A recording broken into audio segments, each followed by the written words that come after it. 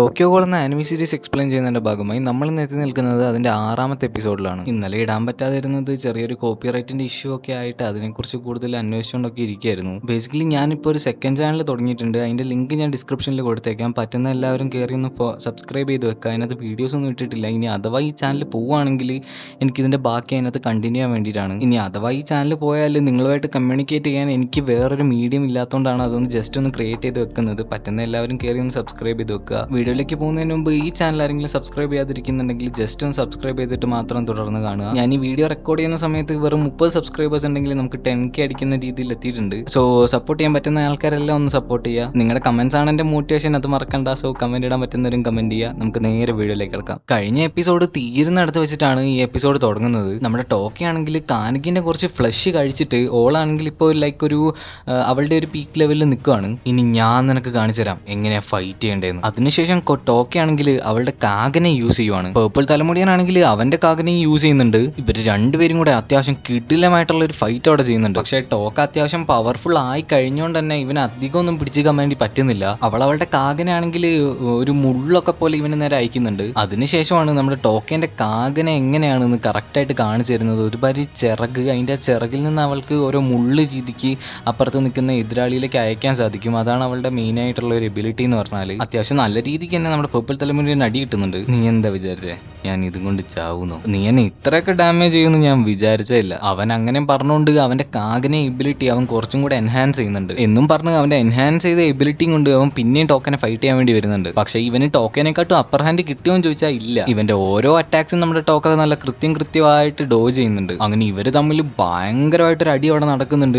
എല്ലാം പൊട്ടിക്കുന്ന ഒരു രീതിയിലേക്ക് ഇവരുടെ അടി ഇങ്ങനെ പോയിക്കൊണ്ടിരിക്കുകയാണ്. ഈ സമയത്താണെങ്കിൽ നമ്മുടെ പേർപ്പിൾ തലമുടി തന്നെ നേരെ ഇവിടെ ഡിഫീറ്റ് ചെയ്യാൻ പറ്റില്ല എന്ന് തോന്നിക്കഴിഞ്ഞപ്പോൾ അവൾ നേരെ അവിടെ കിടക്കുന്ന മറ്റേ ഇവളുടെ അടുത്തേക്ക് ഓടിക്കുപ്പോവാണ്. അവളെ തിന്നിട്ട് അവന് പിന്നെ കുറച്ചും കൂടെ എനർജി കിട്ടാൻ വേണ്ടിയിട്ട്. പക്ഷെ നമ്മുടെ പേർപ്പിൾ തലമുടിയൻ നമ്മുടെ കീമിന്റെ അടുത്തെത്താനായപ്പോഴത്തേക്കും അവനെ ഒരു കൈ വന്നിട്ട് അവനെ തടയുവാണ്. ആ കൈ നമ്മുടെ നീഷ്കിന്റെ ആയിരിക്കും. അവന് എത്രത്തോളം പറ്റുന്നില്ലെങ്കിലും കീമിന്റെ അടുത്തേക്ക് ഇവനെ അടുക്കാൻ പോലും അവൻ സമ്മതിക്കുന്നില്ല. ഏയ് നീഷ്കി, നീ എന്താ സോംബിയാ? വിടറാ എന്നെ, വിട് വിട് വിട് എന്നും പറഞ്ഞ് നമ്മുടെ നീഷ്കിട്ട് നല്ല ചവിട്ടവൻ പിന്നെയും കൊടുക്കുന്നുണ്ട്. ആ സമയത്ത് പെട്ടെന്ന് നമ്മുടെ ടോക്ക് അവനെ അറ്റാക്ക് ചെയ്തിട്ട് അവന്റെ ഒരു കൈ തന്നെ അവനിൽ പറിച്ചെടുക്കുകയാണ്.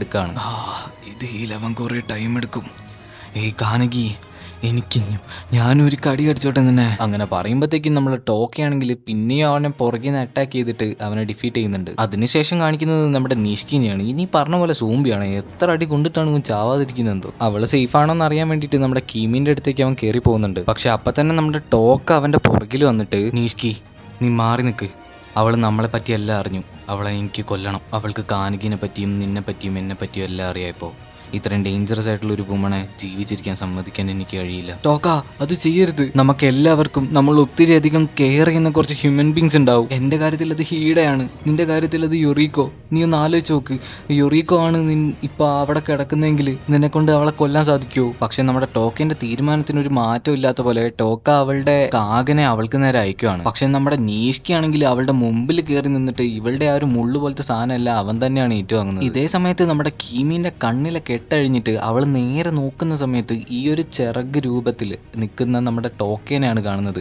ഇത് കാണുന്ന അവള് ജസ്റ്റ് ഇങ്ങനെ പ്രിട്ടി എന്ന് പറയുന്നുണ്ട്. ഇത് കേൾക്കുന്ന ടോക്കയാണെങ്കിൽ ഞെട്ടിത്തെറിച്ച് നിന്നുവാണ്. നീ എന്താ അങ്ങനെ പറഞ്ഞെന്ന് ചോദിച്ചിട്ട് നമ്മുടെ ടോക്കയാണെങ്കിൽ അവളെ ഉപദ്രവിക്കാതെ തിരിച്ചു പോകുന്നുണ്ട്. അതിനുശേഷം നമ്മുടെ നീഷ്കിനെ കാണിക്കുന്ന സമയത്ത് നീഷ്കിക്ക് ചെറിയ അനക്കത്തിൽ അവൻ ചിരിക്കുന്ന പോലെ കാണിക്കുന്നുണ്ട്. ഈ ചെങ്ങ എന്താ ഇമ്മോർട്ടലാ, ഇപ്പൊ ഇത്ര അടി കൊണ്ടിട്ട് പിന്നെയും ചത്തില്ല. അന്ന് അവന്റെ ഇന്ന് കുറെ അടി കൊണ്ട്, ഇപ്പൊ ഇവന്റെ ഇന്ന് കുറെ അടി കൊണ്ട്, അവസാനം അവളുടെ ഇന്നും കുറെ അടി കൊണ്ട്, എന്നിട്ട് ഈ ചെങ്ങ ചത്തിട്ടില്ല. അതിനുശേഷം കാണിക്കുന്നത് നമ്മുടെ ടോക്കേനാണ്. ടോക്കയാണെങ്കിൽ ആ ബിൽഡിങ്ങിന്റെ മണ്ടേ കയറി ഇരിക്കുകയാണ്. ഇപ്പോ ഞാൻ എങ്ങനെയാ ബ്യൂട്ടിഫുൾ ആവുന്നത്?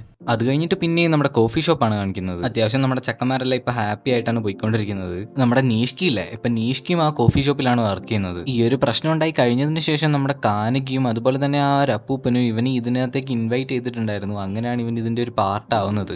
നീഷ്കി ചേട്ടാ, നിങ്ങൾക്ക് ഇതൊട്ട് ചേരുന്നില്ല കേട്ടാ. ആടാ, എനിക്കും തോന്നുന്നുണ്ട്. പക്ഷെ ഇതായപ്പോ നല്ലത്. ആ ഒരു ഇൻസിഡന്റിന് ശേഷം നമ്മുടെ ടോക്കയാണെങ്കിലും പിന്നെ ആ കോഫി ഷോപ്പിലേക്ക് പണിക്ക് വന്നിട്ടുണ്ടാവില്ല. എനിക്കിപ്പൊ അച്ഛനെ കാണണം, എനിക്കിപ്പൊ തന്നെ കാണണം എന്നും പറഞ്ഞു പറഞ്ഞ് അമ്മേനോട് അടി ഉണ്ടാക്കി അവൾ കേറി പോകുന്ന രീതിക്ക് കാണിക്കുന്നുണ്ട്. ആ സമയത്ത് നമ്മുടെ കാനകിയും അവളുടെ പുറകെ പോയിട്ട് ഡോറിലൊക്കെ തട്ടി നോക്കുന്നുണ്ട്. പക്ഷെ അവൾ ഒരു റെസ്പോൺസും കൊടുക്കുന്നുണ്ടാവില്ല, അവൾ എന്തായാലും തുറക്കുന്നുണ്ടാവില്ല. അതിനുശേഷം നമ്മുടെ കാനകിയും അവളും കൂടെ സംസാരിക്കുന്നുണ്ട്. ഇപ്പൊ കുറച്ചായിട്ട് അവളുടെ അച്ഛന്റെ ഒരു അറിവുമില്ല, അതായത് എന്റെ ഭർത്താവിന്റെ. അല്ല, അവളുടെ അച്ഛൻ ഇപ്പൊ ശരിക്കും എവിടെയാ? അവളുടെ അച്ഛൻ 13-ാം വാർഡിൽ ഒരുപാട് ഡേഞ്ചറസ് ആയിട്ടുള്ള ഗോൾസുമായിട്ട് പല ഡീൽസും ചെയ്യുമായിരുന്നു. പക്ഷെ ഈ ഹീനമി ഉണ്ടായ പിന്നെ അവൻ അങ്ങനെ ഒന്നും ചെയ്തിട്ടില്ല. പിന്നെ കാണിക്കുന്നത് നമ്മുടെ ഹീനമിന്റെ അച്ഛനാണ്. അവനാണ് ശരിക്കും ആ ഒരു ഡോക്ടർ നമ്മൾ 2-ാമത്തെ 3-ാമത്തെ എപ്പിസോഡിൽ കണ്ടിട്ടുണ്ടായിരുന്നത്. അങ്ങോട്ടേക്ക് പിന്നെയും ആ ക്യാരക്ടർ വരുന്നുണ്ട്, യമോറി എന്ന് പറഞ്ഞിട്ടുള്ള. ഇന്നെന്ത് ശാന്തവും പീസ്ഫുള്ളും ആയിട്ടുള്ള ഒരു ദിവസമാണ് അല്ലേ? അപ്പൊ തന്നെ പെട്ടെന്ന് ആ ഒരു ഡോക്ടർ ആ ഒരു വെപ്പൺ എടുത്തിട്ട് അവന്റെ മുമ്പിൽ വെച്ചിട്ട്, ഇത് പെട്ടെന്ന് എടുത്തോ, എന്നിട്ട് നീ പെട്ടെന്ന് പൊയ്ക്കോ.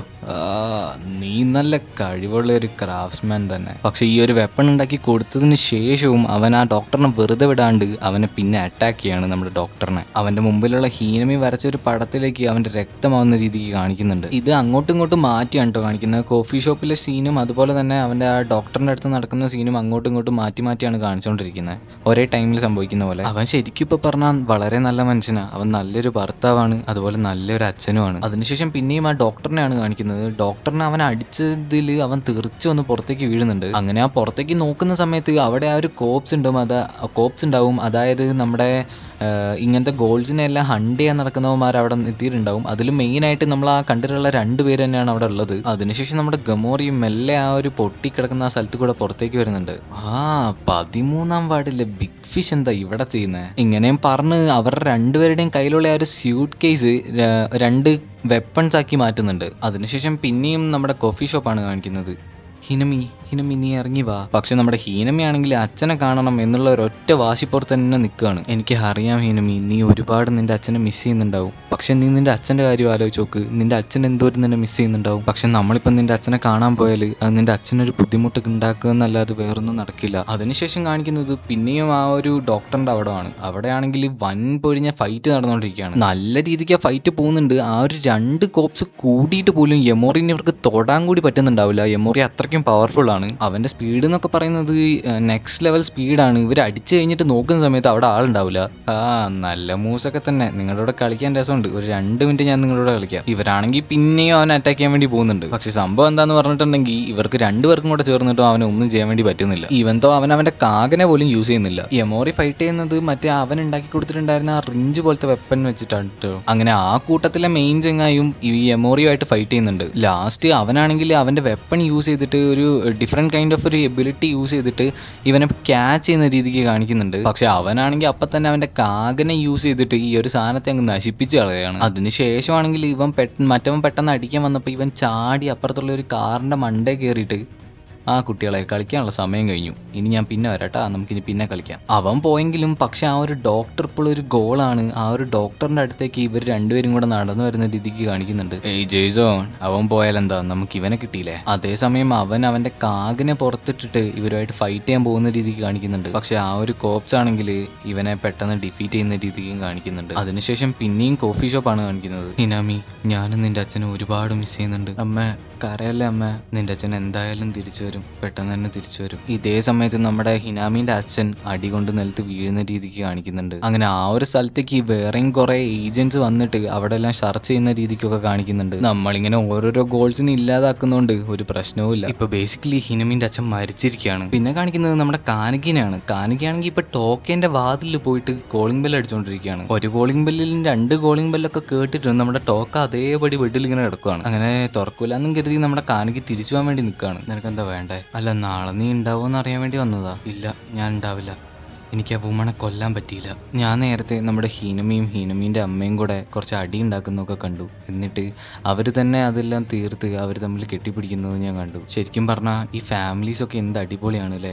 എനിക്കൊരു ഫാമിലി ഉണ്ടായിരുന്നെങ്കിൽ എന്ന് വരെ എനിക്ക് തോന്നിപ്പോകുന്നു. സ്നേഹം അത് മനുഷ്യർക്കും ആയാലും ഗോൾസിനായാലും എല്ലാം ഒരുപോലെ അല്ലേ? സോറി, ആ സമയത്ത് ഞാൻ നിന്നോട് യൊറീക്കോന്റെ പേര് പറയാൻ പാടില്ലായിരുന്നു. അങ്ങനെ പറഞ്ഞ് നമ്മുടെ കാനകി തിരിച്ചു പോകുന്നുണ്ട്. അതിനുശേഷം നമ്മുടെ ഹീനമീനെയും ഹീനമീൻ്റെ അമ്മേനെയുമാണ് കാണിക്കുന്നത്. അമ്മേ, നിങ്ങൾ എനിക്കൊരു കാര്യം മേടിച്ചു തരുമോ? ഈ ബുക്കിലെ ഈ ബുക്കിലെ എല്ലാ വേർഡ്സും ഞാൻ പഠിച്ചു കഴിഞ്ഞു, ഇത് ഞാൻ മൊത്തത്തിൽ വായിച്ചു കഴിഞ്ഞു, എനിക്ക് വേറൊരു ബുക്ക് മേടിച്ചു തരുമോ? അതിനെന്താ മോളെ, ഞാൻ മേടിച്ചു തരാലോ, നമുക്കിന്ന് പുറത്ത് പോവാട്ടോ. ഞാൻ ഇനിയും ബുക്കൊക്കെ മേടിച്ച് ഞാൻ എല്ലാ വേർഡ്സും പഠിച്ച് അച്ഛൻ വരുമ്പോൾ ഞാൻ അച്ഛന് നല്ലൊരു സർപ്രൈസ് തന്നെ കൊടുക്കും. അതിനുശേഷം പുറത്ത് നടക്കുന്ന കാര്യങ്ങളാണ് കാണിക്കുന്നത്. കുറച്ച് ഏജൻസ് വന്നിട്ട് ഈ ഒരു മരിച്ചു പോയിട്ടുണ്ടായിരുന്ന ആ ഒരു ഡോക്ടറിന്റെ, അതായത് നമ്മുടെ ഹീനമീൻ്റെ അച്ഛൻ്റെ കുറച്ച് കാര്യങ്ങളൊക്കെ കാണിച്ചിട്ട് ആർക്കെങ്കിലും എന്തെങ്കിലും അറിയോ എന്നുള്ള രീതിയിൽ അന്വേഷിക്കുന്ന രീതിക്ക് കാണിക്കുന്നുണ്ട്. ഈ സമയത്ത് അവിടെ ഹീഡയും ഉള്ള രീതിക്ക് കാണിക്കുന്നുണ്ട് കേട്ടോ. അതിനുശേഷം നമ്മുടെ ഹീനമീനെയും ഹീനമീൻ്റെ അമ്മേനെയാണ് കാണിക്കുന്നത്. ശരിക്കും ഇങ്ങനെയൊന്നും പുറത്തിറങ്ങിയിട്ട്, അതായത് ഹീനമി ഇങ്ങനെയൊന്നും പുറത്തിറങ്ങിയിട്ട് ഒത്തിരി കാലമായിട്ടുണ്ടാവും. അതുകൊണ്ട് തന്നെ ഹീനമി പുറത്ത് പോകുന്നതെല്ലാം ഭയങ്കരമായിട്ട് എൻജോയ് ചെയ്യും. ആ ഒരു മഴ പെയ്യുന്നുണ്ട്, സോ ആ മഴയിലൊക്കെ നനഞ്ഞ് നല്ല രീതിക്ക് എൻജോയ് ചെയ്ത് പോകുന്ന രീതിക്ക് കാണിക്കുന്നുണ്ട്. അതേസമയം തന്നെ നമ്മുടെ കാനകിയും ആ വഴിക്ക് ഇറങ്ങുന്ന രീതിക്ക് കാണിക്കുന്നുണ്ട്. ഇതേ സമയം പെട്ടെന്ന് നമ്മുടെ ഹീനമീൻ്റെ അമ്മ ഈ ഏജൻസിനെ കണ്ടിട്ട് പെട്ടെന്ന് ഹീനമീൻ്റെ കൈയും പിടിച്ച് വലിച്ച് എങ്ങോട്ടോ പെട്ടെന്ന് പോകുന്ന രീതിക്ക് കാണിക്കുന്നുണ്ട്. പക്ഷേ ഈ സംഭവം ആ ഏജൻസും കണ്ടിട്ടുണ്ടാവും. അതുകൊണ്ട് തന്നെ ഈ ഒരു അമ്മേനെയും കുട്ടീനെയും ആ ഏജൻസ് ഫോളോ ചെയ്യുന്ന രീതിക്കും കാണിക്കുന്നുണ്ട്. അമ്മേ, നിക്ക് നിക്ക് നിക്ക് നിക്ക് നിക്ക്, അച്ഛൻ്റെ സ്മെല്ല്, അച്ഛൻ ഇവിടെ അടുത്തവിടെ ഉണ്ട്, ഇവിടെ തന്നെ ഉണ്ട്. എന്നിട്ട് നമ്മുടെ ഹീനമി ആണെങ്കിൽ ഹീനമീൻ്റെ അമ്മേൻ്റെ കൈയും തട്ടി മാറ്റിയിട്ട് അച്ഛൻ്റെ സ്മെല്ല് വരുന്ന ആ ഒരു സ്ഥലത്തേക്ക് ഓടുവാണ്, നല്ല പ്ലസന്റ് ആയിട്ടുള്ള മുഖമൊക്കെ വെച്ചിട്ട്. ഹിനമി പോവല്ലേ പ്ലീസ്, നിക്ക്. പക്ഷെ ഹിനമി ആണെങ്കിൽ അതൊന്നും മൈൻഡ് ആക്കാണ്ട് തന്റെ അച്ഛന്റെ സ്മെല്ലായതുകൊണ്ട് തന്നെ അതിന്റെ പുറകെ തന്നെ പോവാണ്. അങ്ങനെ അവള് ചെന്ന് എത്തിപ്പെടുന്നതാണെങ്കിൽ മറ്റേ ആ 2 ഏജൻസിന്റെ മുമ്പിലേക്കായിരിക്കും. അപ്പത്തേക്ക് പെട്ടെന്ന് അവളുടെ അമ്മയും അങ്ങോട്ടേക്ക് വരുന്ന രീതിക്ക് കാണിക്കുന്നുണ്ട്. എന്ത് നല്ല വെതറാണല്ലേ ഇന്ന്, നിങ്ങൾ മരിക്കുമ്പോൾ നിങ്ങൾ കരയുന്ന സൗണ്ട് പോലും വേറെ ആരും കേൾക്കൂല. അതിനുശേഷം വേറെ 2 ഏജൻസ് ഇവരുടെ പുറകിലൂടെയും വരുന്ന രീതിക്ക് കാണിക്കുന്നുണ്ട്. ഇതെന്താ അമ്മ ഇത്, ഇയാൾക്ക് എന്താ അമ്മ അച്ഛൻ്റെ സ്മെല്ല്? ആ സമയത്ത് പെട്ടെന്ന് നമ്മുടെ ഹീനമീൻ്റെ അമ്മയാണെങ്കിൽ അവളുടെ കാകനെ യൂസ് ചെയ്യുവാണ്. കാകനെ യൂസ് ചെയ്തിട്ട് അവരെ ഒന്ന് അറ്റാക്ക് ചെയ്തതിന് ശേഷം ഒരു കവർ പോലെ ഹീനമീൻ്റെ അകത്ത് വെച്ചിട്ട് ഒരു കവർ പോലെ എടുക്കുന്നുണ്ട്. ഹീനമി ഇവിടെ നോക്ക്, ഹീനമി നീ ഓടണം, നീ ഇവിടുന്ന് ഓടി രക്ഷപ്പെടണം, നീ ആ കോഫി ഷോപ്പിലേക്ക് പോകണം, നീ അങ്ങോട്ടേക്ക് ചെത്തി കഴിയുമ്പോഴത്തേക്കും അമ്മയും നിന്റെ പിറകെ വരുന്നുണ്ടാവും. ഇല്ല അമ്മ എനിക്ക് അമ്മേനെ വിട്ട് പോകണ്ട. ഒന്നുമില്ല മോളെ, ഒന്നുമില്ല. അതിനുശേഷം ഹിനമിന്റെ അമ്മ പിന്നെയും ഫൈറ്റ് ചെയ്യാൻ വേണ്ടി സ്റ്റാർട്ട് ചെയ്യാണ്. അവളുടെ കാകനെ റിലീസ് ചെയ്ത് അവളുടെ പുറകിൽ നിൽക്കുന്ന ആ ഒരു 2 ഏജൻസിനെ അടിച്ച് തീർപ്പിച്ചിട്ട് പെട്ടെന്ന് തന്നെ നമ്മുടെ ഹീനമീനോട് ഓടി രക്ഷപ്പെടാൻ വേണ്ടിയിട്ട് അവൾ അപേക്ഷിക്കുന്നുണ്ട്, അല്ലെങ്കിൽ അവൾ പെട്ടെന്ന് കാറി പറയുന്നുണ്ട്. അങ്ങനെ നമ്മുടെ ഹീനമിക്കും വേറൊരു ഓപ്ഷൻ ഇല്ലാതെ അവളുടെ അമ്മേനെ അവിടെ തനിച്ചാക്കിയിട്ട് ഓടി രക്ഷപ്പെടേണ്ട ഒരു സിറ്റുവേഷൻ വരികയാണ്. ഇവളുടെ അമ്മയാണെങ്കിൽ ഇപ്പൊ ആ ഒരു ഏജൻസിന്റെ മുമ്പിൽ ഒറ്റയ്ക്കാണ് പെട്ടിരിക്കുന്നത്. ഇതേ സമയം നമ്മുടെ ഹീനമയാണെങ്കിൽ പുറത്തു കൂടെ ടോക്കേനെയും കാനകീനെയും ഒക്കെ വിളിച്ചിട്ട് കാറിക്കൊണ്ട് പുറത്തേക്ക് ഓടുന്നുണ്ട്, എന്നെ ഒന്ന് രക്ഷിക്കുക എന്ന് പറഞ്ഞിട്ട്. അങ്ങനെ നമ്മുടെ കാനകി അവളെ കുറച്ച് ദൂരത്തിൽ കാണുന്ന പോലെ കാണിച്ചിട്ടാണ് ഈ എപ്പിസോഡ് അവസാനിക്കുന്നത്. സബ്സ്ക്രൈബ് ചെയ്യാതെ ആരെങ്കിലും വീഡിയോ ഇവിടം വരെ കണ്ടിട്ടുണ്ടെങ്കിൽ ജസ്റ്റ് ഒന്ന് സബ്സ്ക്രൈബ് ചെയ്യുക. ചാനൽ ഇപ്പൊ ഇങ്ങനത്തെ ഒരു പ്രശ്നത്തിൽ നിൽക്കുന്നതുകൊണ്ട് വേറൊരു ചാനൽ ഇപ്പൊ എനിക്ക് അത്യാവശ്യമാണ്. സോ ആ ഒരു കാര്യം എല്ലാവരും ഒന്ന് പരിഗണിക്കുക. ജസ്റ്റ് എന്തായാലും ഒന്ന് കയറി ഒന്ന് സബ്സ്ക്രൈബ് ചെയ്യുക. എല്ലാവരും ലൈക്ക് ചെയ്യാനും ഷെയർ ചെയ്യാനും കമന്റ് ചെയ്യാനൊന്നും മറക്കണ്ട. സോ നെക്സ്റ്റ് എപ്പിസോഡായി കാണുന്നവരേക്കും ബൈ.